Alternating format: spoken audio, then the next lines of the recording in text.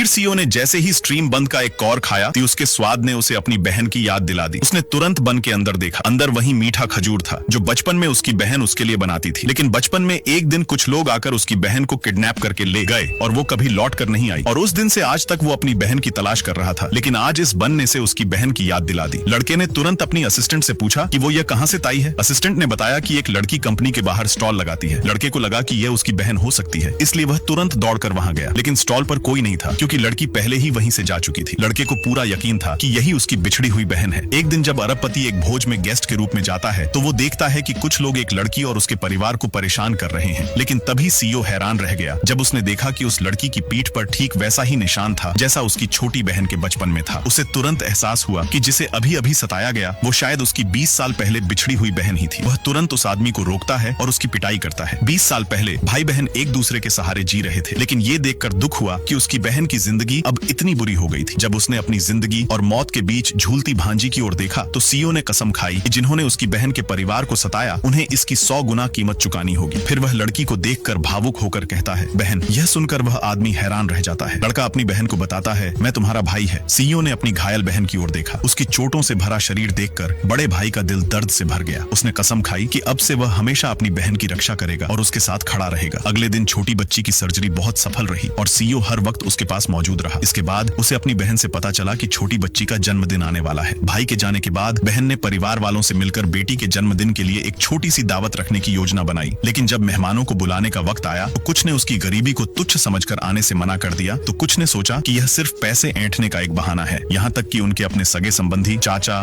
ताऊ, भाई बहन सभी बड़े भाई के पोते के जन्मदिन समारोह में शामिल होने चले गए। बच्ची के बीमार रहने के दौरान भी वे कभी उसे देखने नहीं आए थे। इस घटना ने पूरे परिवार की आंखें खोल दी। वे समझ गए कि दुनिया में बस पैसे की पूजा होती है और जो गरीब है उसकी कोई कद्र नहीं।